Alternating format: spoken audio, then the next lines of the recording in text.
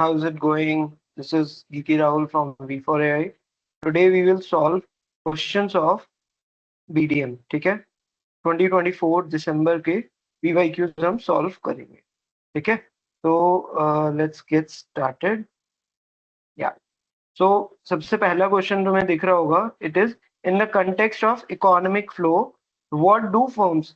Economic flow की बात कर रहे हैं. ठीक है, पैसे से रिलेटेड बात है.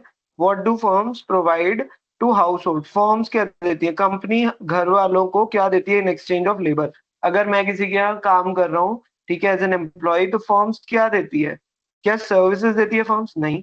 क्या कैपिटल देती है? हाँ, पैसा देती है, बट क्या पैसे को हम कैपिटल देते हैं? कैपिटल किसके लिए यूज होता है? कि जो इन्वेस्टमेंट होता है वो उसको बोला जाता है कैपिटल. ठीक है, तो फर्म्स इन्वेस्ट नहीं करती अपनी लेबर्स पे. फर्म्स वेजेस देती है. फर्म्स वेजेस देती है अपने लेबर्स को, है ना. फर्म्स गुड्स नहीं देती. तो करेक्ट आंसर इज वेजेस. तो फर्म्स वेजेस देती है अपनी लेबर को, राइट. उसके बाद next question is which Excel function can be used to search for a certain value from another table.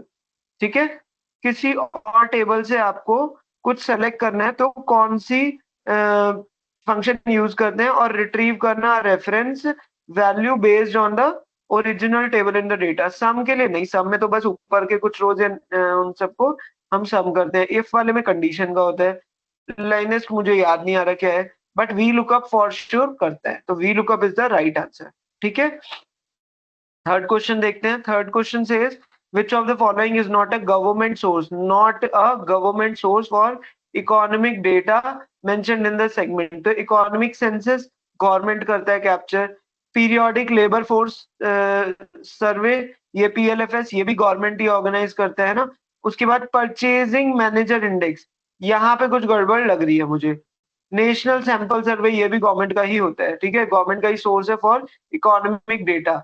But ये परचेजिंग मैनेजर्स इंडेक्स जो मुझे समझ में आ रहा है, it is related to the कि भाई कंपनी के अंदर मैनेजर्स के पास क्या क्या वो है, वो चीज से कुछ रिलेटेड है. But it seems not to be relevant with the government का.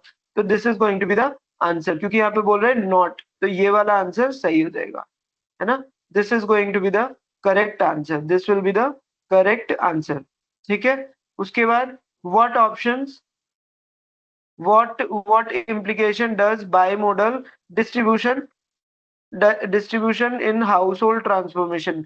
बाइमोडल का मतलब क्या है? इस तरीके से कि दो आपके मोड्स बन रहे हैं, दो आपके मोड्स बन रहे हैं. ठीक है, तो bimodal distribution in household transportation, लोग जो ट्रैवल कर रहे हैं, एक्सपेंडिचर उनका ट्रैवलिंग एक्सपेंस किस किस उस पे जा रहे हैं. तो बाइमोडल मतलब दो कैटेगरीज है जिनमें वो डिस्ट्रीब्यूट हो रहे हैं. तो क्या हो गया? Most house hold spend a similar amount on transportation. तो भाई ट्रांसपोर्टेशन के बहुत सारे हो सकते हैं. पब्लिक ट्रांसपोर्ट, अपनी व्हीकल या ट्रेन या कुछ और चीज, है ना. तो देयर कैन बी 4-5 कैटेगरीज जो कि हमने कोर्स में डिस्कस करा है. तो इसमें से सिमिलर अमाउंट मतलब सारे ही कैटेगरीज में सेम अमाउंट जा रहा है. तो ये तो गलत हो गया, क्योंकि यहाँ पे कह रहे हैं दो कैटेगरीज में सेम है. उसके बाद वो कहते हैं second option, there are two distinct groups of household based on the transport spending. तो ये सही लग रहा है कि दो डिस्टिंक्ट ग्रुप्स है हाउस होल्ड के based on the transport spending. तो ये बिल्कुल क्लियर है कि दो ग्रुप्स की बात कर रहे हैं, तो ये ठीक है ना. Transport expenditure is evenly distributed, ये भी गलत है. इवनली नहीं बोल रहा, वो बाई मॉडल बोल रहे हैं, है ना. तो ये सारी कैटेगरीज के लिए नहीं है. There is a negative correlation between income, correlation की कोई बात ही नहीं हो रही है, तो ये भी गलत हो गया, है ना. तो यहाँ पे सिर्फ second option seems to be correct. Which of the following factors is most critical in determining the market potential of a new product? अगर मुझे एक नया पेन लॉन्च करना है मार्केट में, ठीक है, या नई साइकिल लॉन्च करनी है, तो हम क्या देखेंगे कि पहले वाली जो साइकिल थी उसका, पहले वाली जो साइकिल थी उनका ग्रोथ क्या है. सेकेंडली, मार्केट का साइज क्या है, total addressable market. This is the most important thing. If I am building a software, then what is the total addressable market. कितने लोग हैं जो उसके यूजर्स बन सकते हैं, है ना. अगर हम 5th से लेके 10th तक के ट्यूशंस ले रहे हैं, तो हमारे कितने स्टूडेंट्स हो सकते हैं. टोटल मार्केट साइज क्या है ऑल ओवर इंडिया, अगर हमारी मार्केट इंडिया में है, तो ये हमें चेक करना होता है. तो ऑप्शन देखते हैं. The size of the target market, वही बोल रहे हैं ना, टोटल एड्रेसेबल मार्केट या target market, and percentage of the potential customer interested in the product. इसको बोलते हैं टैम, टोटल एड्रेसेबल मार्केट. और उसके बाद होता है सिलेक्टिव एड्रेसेबल मार्केट, कि हमारे प्रोडक्ट में कितने लोग इंटरेस्टेड होंगे. ठीक है, दैट इज सैम. तो ये आपको चेक करना होता है, ठीक है। This way you will have to do this, okay. तो फर्स्ट ऑप्शन इज करेक्ट।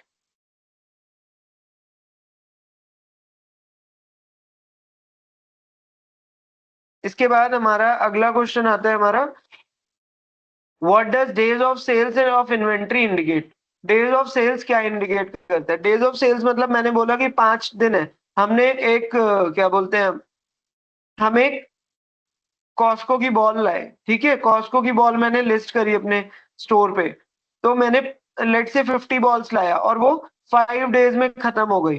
तो मतलब क्या होगा कि average number of days required by the company to turn its inventory into sales, मतलब कितने दिन में वो टोटल स्टॉक बिक जाता है, उसी को क्या बोलते हैं, days of sales of inventory. Sales of inventory के डेज, कि मतलब आप सेल करने में कितने दिन लेते हो उस इन्वेंट्री को, तो वही क्या हो जाता है, आपका करेक्ट आंसर हो जाएगा। So this is the right option.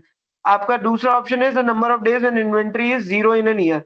भाई inventory zero in an year, हम तो बार बार रिफिल कर सकते हैं इन्वेंट्री, तो इसका कोई मतलब नहीं बन रहा। Total number of days when inventory sales into sales is zero due to lack of inventory, ये तो स्टॉक आउट हो जाता है, वो चीज है, ठीक है। Average number of inventory in the stock out days in a month, ये भी कोई गड़बड़ वाली बात है, इसका कोई मतलब नहीं है, सीधा सीधा clear cut first is the answer, ठीक है। उसके बाद second next question is,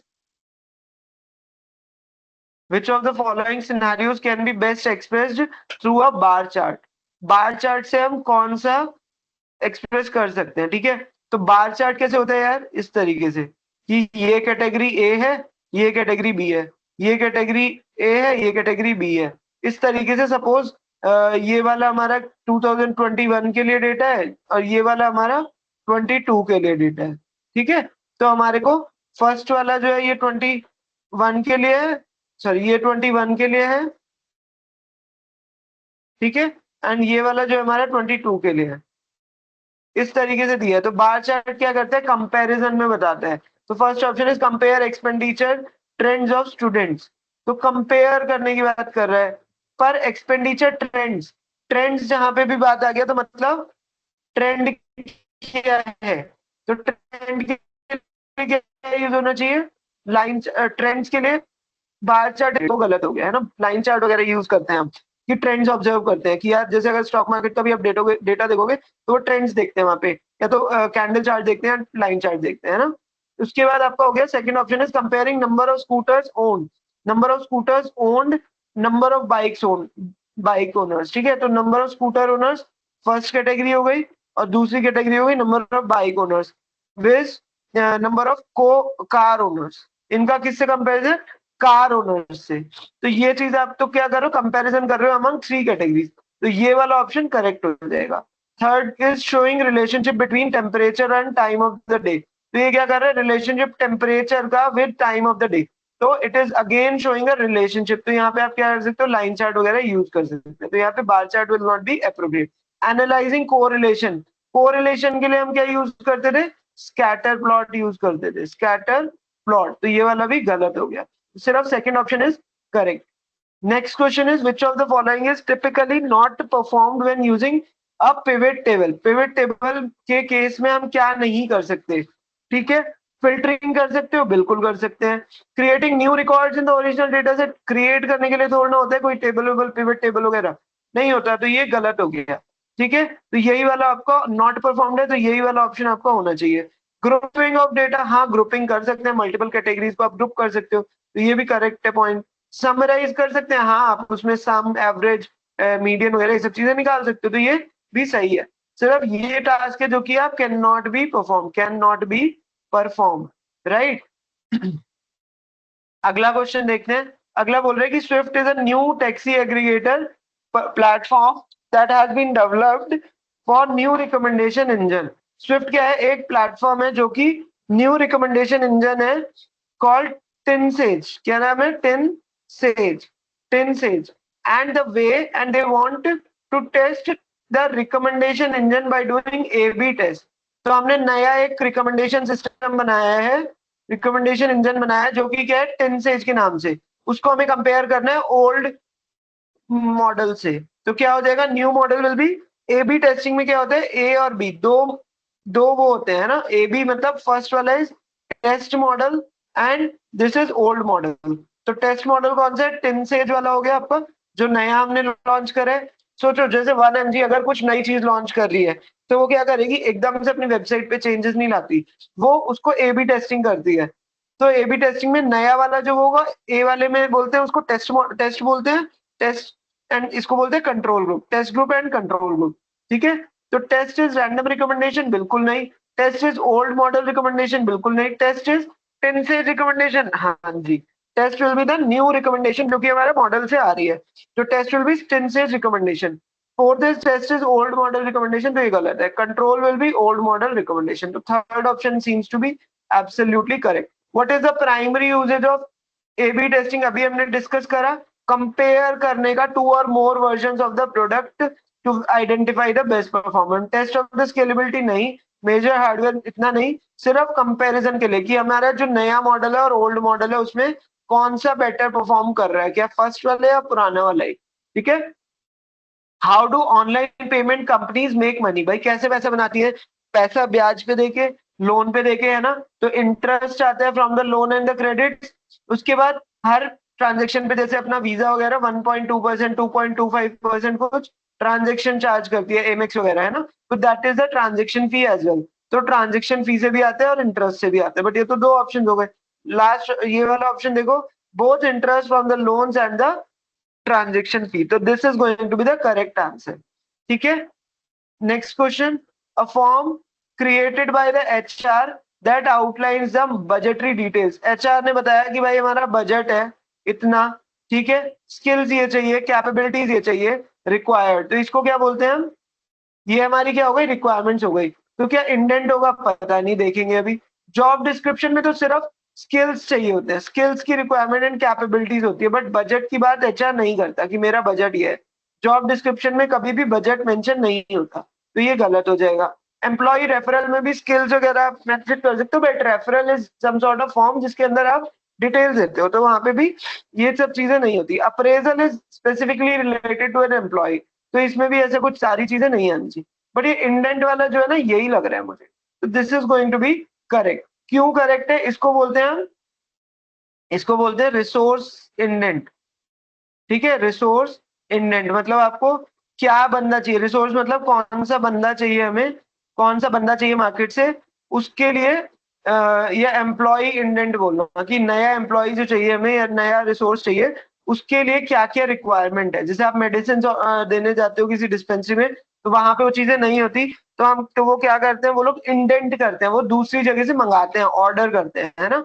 similarly अगर आपकी कंपनी में रिक्वायरमेंट है तो विल इंडेंट दोज रिसोर्सेज कि हमें ये रिक्वायरमेंट है तो हमें ये ऑर्डर करना है, राइट। उसके बाद अगला क्वेश्चन आता है, तो first option is going to be correct for this. Next is rank of the above, एक सेकेंड, इस क्वेश्चन को रीड करो जल्दी से। Composite score is equal to sum of the criteria on the same scale. ठीक है, मतलब sum of the composite score will be sum of these. तो इसका सम करेंगे तो 5 5 10 2 11, इसका सम करेंगे तो 6 7 2 9, इसका सम करेंगे तो 6.5 8.5 और 10.5, लास्ट वाले का क्या आ रहा है हमारा 6 5 11। ठीक है, तो सबसे कम कौन सा दिख रहा है मुझे, सेकंड वाला, दैट इज सेवा। तो कह रहे हैं रैंकिंग देखनी है, सबसे कम किसकी है, सेवा की। ये है पार्थ की है, पार्थ की तो 11 है, तो ये गलत हो गया। सेवा की सबसे ज्यादा बोल रहा है, ग्रेटर देन सेवा, तो ये भी गलत हो गया। यहाँ कह रहे हैं सबसे ज्यादा पार्थ की है, पार्थ की कितनी है 11, ये वाला हो सकता है, बट क्या सबसे कम आकांक्षा की है, आकांक्षा की 10.5 है, तो ये भी गलत हो गया, है ना। तो फर्स्ट ऑप्शन ही थोड़ा सा रेलेवेंट लग रहा है, यहाँ पे थोड़ी गड़बड़ भी है इनके इसमें क्वेश्चन में, क्योंकि देखो हमारे इसके हिसाब से तो ऑर्डर क्या होना चाहिए, सबसे पहले पार्थ आएगा या लावण्य आएगी, है ना। उसके बाद क्या होगा, उसके बाद होना चाहिए हमारा आकांक्षा का, उसके बाद होना चाहिए सेवा का। पर यहाँ पे इसने क्या करा, पार्थ, आकांक्षा, लावण्य एंड सेवा। तो कुछ ना कुछ थोड़ा सा गड़बड़ है, but this is the most appropriate answer, क्योंकि सेवा का सबसे कम है और पार्थ का सबसे ज्यादा है, तो वो इसने सबसे पहले कर दिया। तो this is the most appropriate answer, इसलिए हम ये सेलेक्ट कर लेंगे। ठीक है, इसमें इन्हें थोड़ा सा और अगर कोई कंडीशन है तो वो भी मेंशन करनी चाहिए, बट उन्होंने क्वेश्चन में नहीं कर रखी। Next question is PhonePe is a fintech firm that processes payments. Following are the resource flow of the revenue. 3.5% क्या है, ट्रांजेक्शन फीस है, ठीक है, एंड ये हर ट्रांजेक्शन पे है, एंड 18% जो है वो आपका इंटरेस्ट है, 18% रेट ऑफ इंटरेस्ट है, किस पे, क्रेडिट ट्रांजेक्शन पे, और ये लॉस जाता है अगर ये पे बैक नहीं होता, और इससे लॉस भी होता है, ठीक है, इन सबसे लॉस भी होता है अगर हमारा डिफॉल्ट हो जाता है, वो हमें समझना है। तो लॉस भी होता है अगर वो पे नहीं करता। सोचो मैंने अगर लोन लिया, तो मैं उस टाइम, मैंने सपोज 10 लाख का लोन लिया, उस पर मैं प्रोसेसिंग फीस या ट्रांजेक्शन फी तो दूंगा ही ना, 3.5%, तो वो तो मैं एक्स्ट्रा पे ही करूंगा। बट अगर मैं डिफॉल्ट कर गया, मतलब मैंने पैसे वापस नहीं करे, तो मेरा प्रिंसिपल का भी बैंक को लॉस हो जाएगा, और जो मैं 18% इस पे कमाने वाला था वो भी लॉस में आ जाएगा, राइट। तो ये चीज समझनी है। तो वो बोल रहा है कि कितना पैसा बनाया, calculate the overall profit of the company based on the below table. तो हमें ये देखना है। तो फर्स्ट रो देखते हैं। अमाउंट इज 168, अमाउंट इज 168, ठीक है, अमाउंट कितना है हमारा, 168। तो 168 कहाँ से लिया, अप्रूव्ड और डिक्लाइन, मतलब यहाँ से इसने उस पे लिया। अप्रूव किसके लिए, ये यहाँ पे लिखा है देखो, अप्रूव्ड और डिक्लाइन का है कि ये क्रेडिट कार्ड से आ रहा है, तो अगर अप्रूव है मतलब क्रेडिट कार्ड से है। तो इसने 168 लिया, कितने पैसे पे, इस पे इसने 3.5% इंटरेस्ट भी दिया और ट्रांजेक्शन फीस दी होगी, ठीक है, राइट, प्लस 168 पे इसने 18% आरओआई भी दिया होगा, और इसने पे बैक कर दिया है, तो ये आपका इसकी कमाई हो जाएगी। ये आप कैलकुलेट कर सकते हो। तो करके दिखाएं एक बार, कैसे करेंगे हम, 168 इंटू, एक तरीके से 3.5 प्लस 18%, दैट इज 21.5% हो गया। 1 सेकेंड, 168 इंटू 18 प्लस 3.5 हो गया इतना, तो 36 रुपए 12 पैसे। इस वाले से आया हमारा 36.12 प्लस में, है ना। सेकेंड ट्रांजेक्शन इज 109 रुपए की हुई, जो कि अप्रूव हो गई, मतलब बैंक ने क्रेडिट कार्ड से उनसे लोन दे दिया, बट वो डिफॉल्ट कर गया, उसने पे ही नहीं करा। तो यहाँ पे इसने ट्रांजेक्शन फीस तो दी होगी 109.35, है ना, परसेंट, पर जो लोन का इंटरेस्ट था वो ये पे ही नहीं कर रहा, तो मतलब माइनस में 109 इंटू 18%, और माइनस में पैसा भी, प्रिंसिपल भी नहीं आया, तो ये हो जाएगा इसके लिए। तो चेक करो कितना हो गया, 109 इंटू 3.5 और 1 माइनस 18 कितना हो जाएगा, it is going to be 14.5, तो 14.5, तो ये हमारा लॉस हो गया 15 रुपए 85 पैसे प्लस 109, तो 124 रुपए का लॉस हो गया इसमें। हमें कितना हो गया, 124 रुपए का लॉस हो गया, ठीक है। उसके बाद दिस इज डिक्लाइन, मतलब ये डेबिट ट्रांजेक्शन है, तो ये क्या हो जाएगा, 183 इंटू 3.5%, तो वो कैलकुलेट कर लो, 183 इंटू 3.5, 183 इंटू 3.5%, तो ये कितना हो गया, 6.405, ठीक है। इसी तरीके से और सबको भी ऐड करो, तो आपका आंसर क्लोज टू दिस आएगा, एग्जैक्टली ये नहीं आएगा, but close to this answer you will get, ठीक है। जैसे ये वाला है डिक्लाइंड वाला 499, नहीं ये वाला सेकेंड लास्ट दिख रहा है मुझे कि दिस इज अप्रूव, 102 रुपए की ट्रांजेक्शन है, 102 रुपए की ट्रांजेक्शन है, इसको क्रेडिट कार्ड से हमें लोन मिल गया, तो 3.5% इसने ट्रांजेक्शन फीस पे करी, बट ये डिफॉल्ट कर गया, तो माइनस 102 माइनस 18% इंटरेस्ट भी हमारा लॉस हो गया, तो 102 इंटू 18% हो जाएगा, 18% ऑफ 102, ये भी आप करोगे तो इसको भी आप कैलकुलेट कर सकते हो, तो यहाँ से भी नेगेटिव में आएगा, तो इस वजह से आंसर क्या हो जाएगा, ये नेगेटिव में 167 के आसपास आएगा आपका आंसर, ठीक है। Next question is based on the sample data below, आपको बताना है कि what is the market share of the product B. Product B कितना है, 18,000, 18,000, इन सबको ऐड करो एक बार जल्दी से, कितना हो रहा है हमारा, 22 प्लस 18,000 प्लस 29,000 प्लस 16,500 प्लस 25,500, कितना हो गया, 111, मतलब 1,11,000, टोटल कितना है हमारा टोटल इज 111,000 है ना। अब वो कह रहा है प्रोडक्ट बी का बताना है। Product B is 18,000 divided by 111 है ना। तो कितना हो गया 16.1612 0.162162 इंटू 100। ये कितना हो जाएगा, ये परसेंटेज में आ जाएगा तो 16.21% आ जाएगा आंसर। कौन सा ऑप्शन सही है, ये ऑप्शन। नेक्स्ट क्वेश्चन है सी और डी का together total market share of C and E together. C और ई का कितना हो रहा है यार, देखो जल्दी से। 29,500 29,000 plus 25.5 this is 54.5 divided by 111 तो this is 49.09%। तो कौन सा आ गया 49.1%, ये वाला आपका आंसर हो जाएगा। ठीक है। Next question is company hiring soft wants to recruit software engineers for its new project. The hiring manager was tasked with choosing the appropriate hiring channel. ठीक है। तो अभी ये हायरिंग मैनेजर का उसने टेबल दे रखा है। अभी हमें बताना है if the hiring manager has to only go with the parameter cost per candidate selected which would be the most appropriate one। तो cost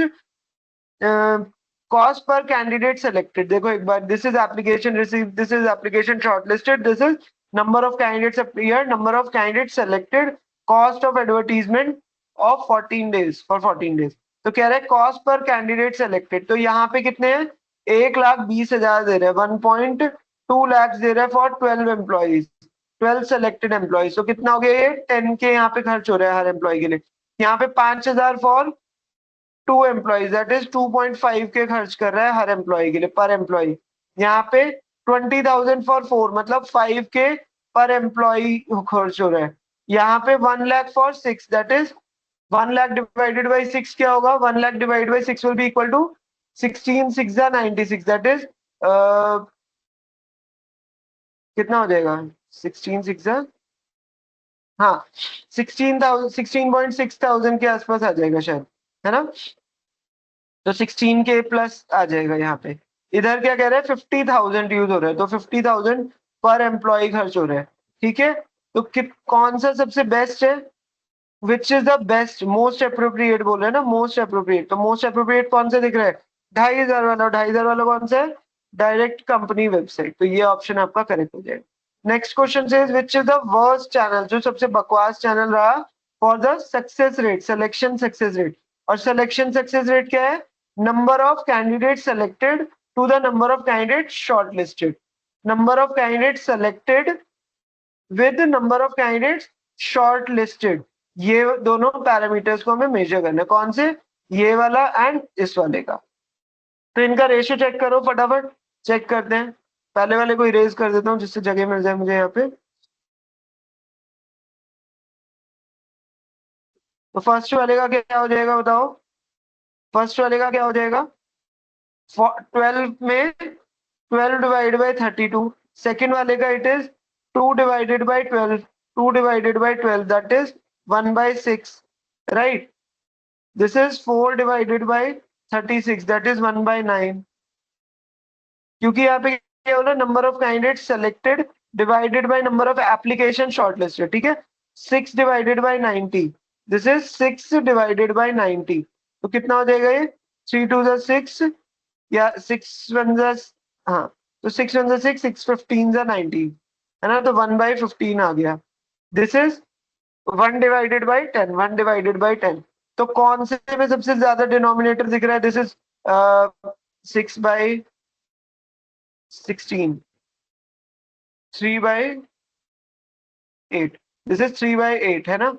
तो कौन से सबसे बड़ा दिख रहा है 1/15।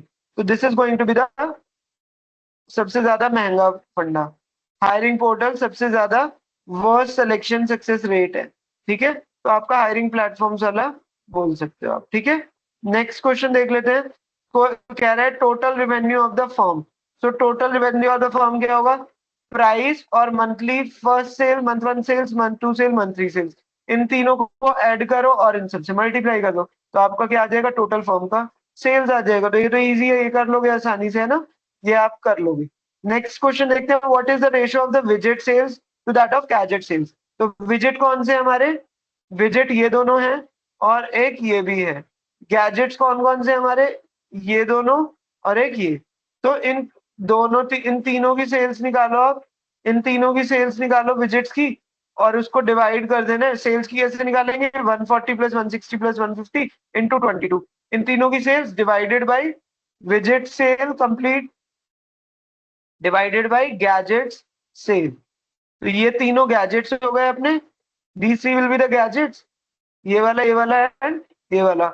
इन तीनों की सेल को डिवाइड कर देंगे बस, इससे आपका आंसर आ जाएगा आसानी से। ठीक है ना, this way we can solve this. अभी ये बोल रहे हैं which of the product has linearly increasing trend of sales. तो लीनियरली इंक्रीज ट्रेंड कौन से में कर रहा है, ध्यान से देखो, ऑप्शन से देखते हैं क्योंकि सारे हैं। तो एक एसेसरी वी देखते हैं, एसेसरी वी क्या बोल रहे हैं भाई, पहले था 55, ठीक है, फिर बढ़ गया 60 हो गया, फिर बढ़ गया 65 हो गया। तो ये 5-5 का गैप है ना, तो ये तो लीनियर दिख रहा है मुझे बिल्कुल साफ साफ।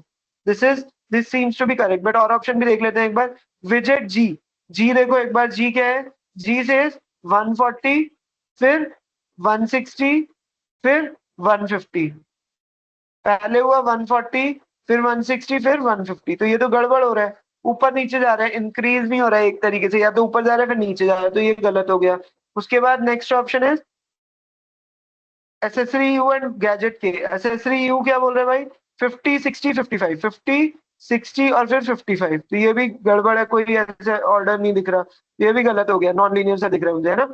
उसके बाद गैजेट कौन सा था, गैजेट के, गैजेट के देखना है हमें, गैजेट के is this, this is 210 230 and 220। ये भी देखो 210 फिर 230 और फिर ये 220 पे आ गया, तो ये भी वही ऊपर नीचे जा रहा है। तो ये तीन सारे गलत हो गए, accessory B should be the correct answer. तो एसेसरी बी क्या हो जाएगा आपका, राइट आंसर हो जाएगा।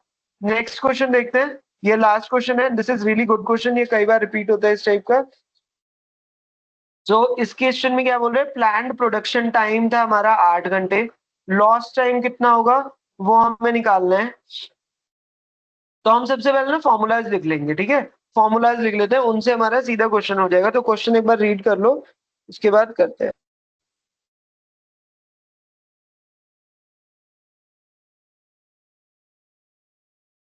ठीक है, सबसे पहले लिख लेते हैं अवेलेबिलिटी परसेंटेज।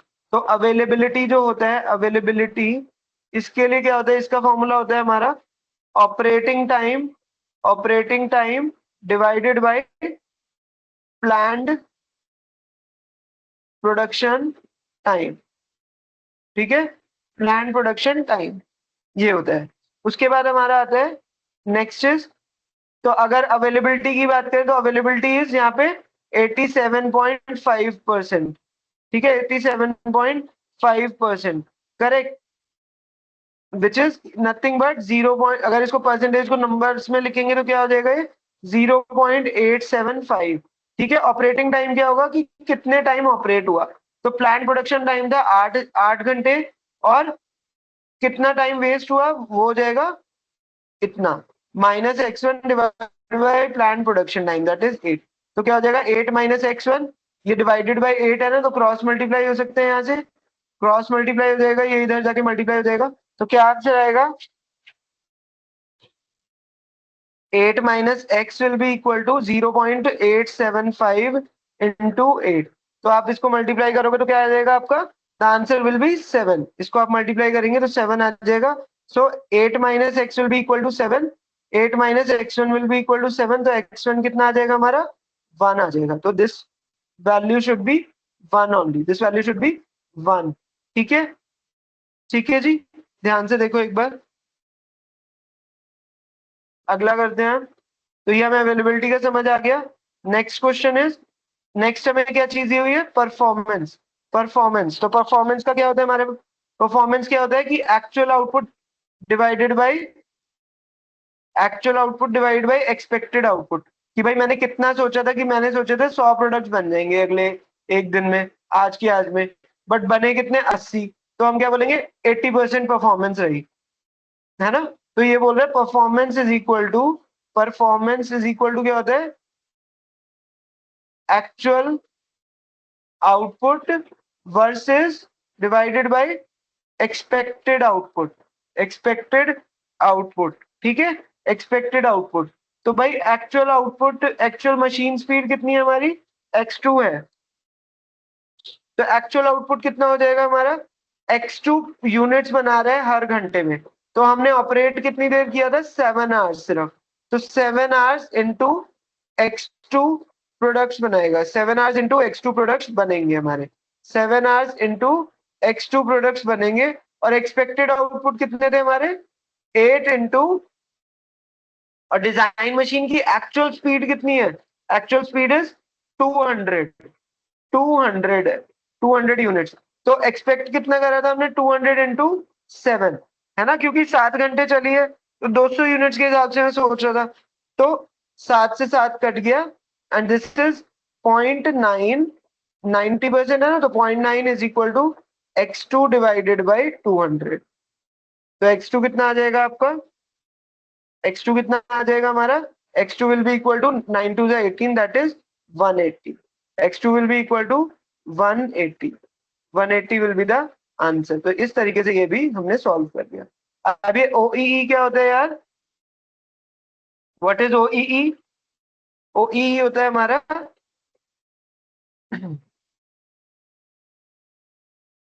OEE का फॉर्मूला होता है हमारा availability into performance into quality.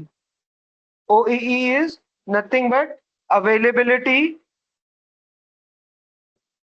into performance into quality, into quality। तो हमारी परफॉर्मेंस कितनी आ गई, क्वालिटी निकालनी पड़ेगी, क्योंकि क्वालिटी भी हमें नहीं गिवन। तो क्वालिटी कैसे निकलेगी, क्वालिटी कैसे निकलती है, गुड यूनिट्स, गुड कितने प्रोड्यूस हुए और एक्चुअली कितने प्रोड्यूस करें हमने।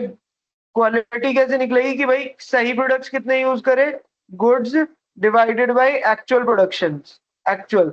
तो गुड्स कितने हमारे 1050 है, और एक्चुअल प्रोडक्शन कितने थे हमारे, 7 घंटे इंटू 7 इंटू 180, है ना, 7 इंटू 180 आ गया ना। 7 into 180 will be equal to 1050 divided by 7 8 56, 7 1 7 12, 1260। अब इसको डिवाइड करेंगे तो आएगा ये हमारा 0.833, दिस विल गिव अस 0.833। तो हमारा अवेलेबिलिटी कितनी है, ये मतलब एक्सटी कितना आ गया, 83.3% आ गया हमारा, है ना, 0.833 आ रहा है, तो 83.3%। अब OEE कैसे निकलेगा यार availability is 0.875, okay, then performance is 0.9, okay, quality is 0.833, इसको मल्टीप्लाई कर लेना और OEE आ जाएगा। The answer should be somewhere around कितना, 0.6563, that is 65.63%, 65.63% will be the answer. तो हमें इस तरीके से क्वेश्चन करना होगा। I hope it's clear. ये पूरा हमने PYQ कर लिया दिसंबर वाला। So we are done with this. Let's just try to revise it. Try to revise this paper one more time so that you'll get a clear understanding कि कैसे questions करने हैं, ठीक है? I hope this helped you guys. See you in the next session. All the very best. Take care. Bye bye.